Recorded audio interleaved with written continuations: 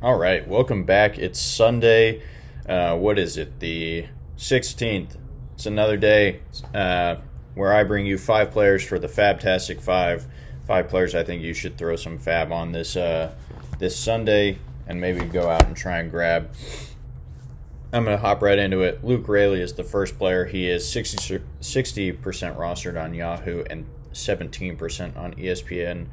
Honestly, all the underlying numbers for him have looked great. I think it's just a case of nobody really wants to buy in, and that's why his roster percentage is a little bit lower, as well as the fact that he's a lefty, so he is probably going to be sitting against a few of those left-handed pitchers, as he does play for the Rays, and they are very analytical and they do all that stuff. So, just some of the underlyings here.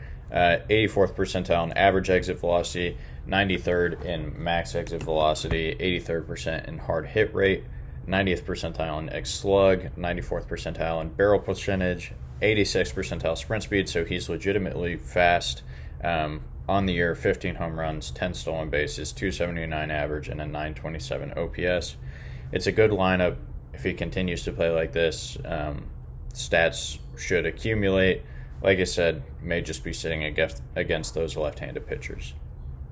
Second guy here is Lars Nootbaar.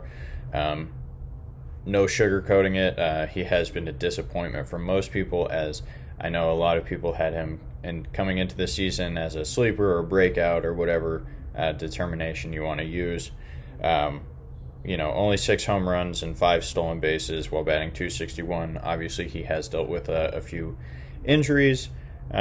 I think this is a play, especially if you are in a points league, as he does have an 89th percentile walk rate, so he does walk a lot. The Cardinals have talked about trading pieces, so maybe he gets traded to a contender, or maybe Tyler O'Neill does, and that creates some more playing time with him. They do have a very crowded outfield there in St. Louis. His peripherals are good, but they're not great, which is kind of whatever. It stinks because I was really hoping that Lars Nootbaar, just like everybody else, would have a great season this year. It looks like that's not the case, but we adjust our expectations. But I do think he is worth throwing some fab on. I don't know if I mentioned it, for 47% rostered on Yahoo, 16% on ESPN.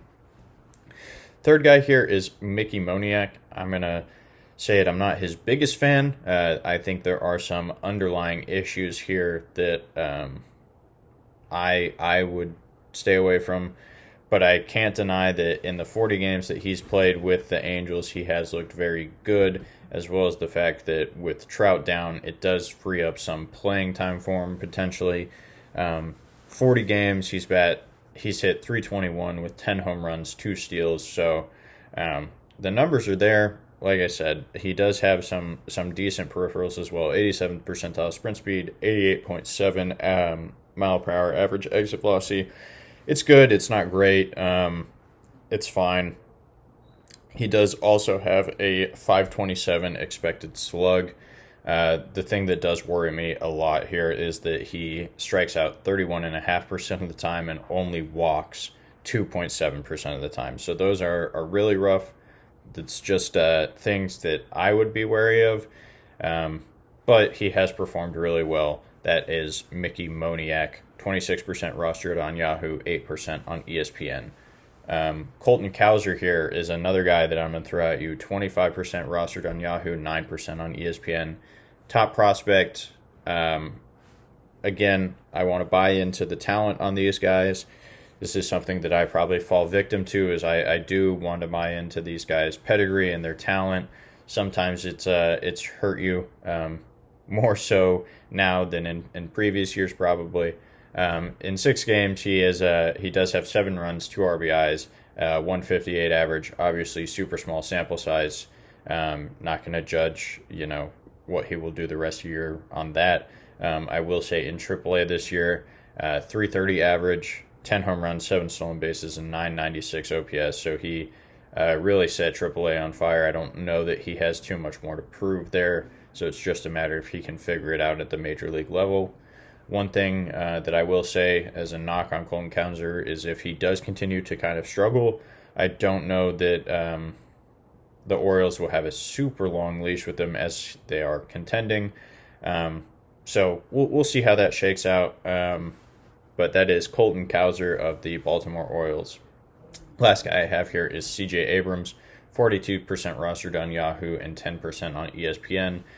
He does have 8 home runs, 16 stolen bases, and he's batting .251. None of those numbers are great, especially for a guy that had 80 grade speed coming out as a prospect. You would expect the steals to be a little bit higher. But over the last 2 weeks, he has moved up to the leadoff spot, and he does have 7 stolen bases over that span. So, with that being said, if he continues to run more, if he continues to bat leadoff, I think there is potential for C.J. Abrams to be a little bit more impactful than he has. If you're looking for a middle infield help, I think that he's a perfectly fine option, especially if you're looking for speed. He does have an 82nd percentile max exit velo, which is kind of surprising to me. It seems like the hard hits, though, have come kind of few and far between. Nothing too concrete with those.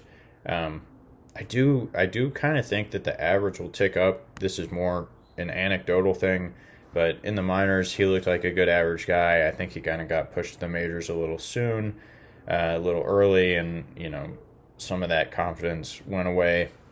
So I think that the average could actually come up a little bit. If it does, and he continues to run, like I said, I think he could be viable, especially in some of those deeper leagues. But those are the 5 players that I have for you today. Also, just want to shout out Ronald Acuna because that guy is a monster. He just keeps playing. But those are the 5 guys I think you should throw some FAAB on. Luke Raley, Lars Nootbaar, Mickey Moniak, Colton Cowser, and C.J. Abrams. Go out, throw some FAAB on some guys. I think our budget is maybe getting a little slim at this point in the year. So be careful with those dollars. Don't break the bank. But I will not see you guys next week. I will be gone. But after that, I'll be back.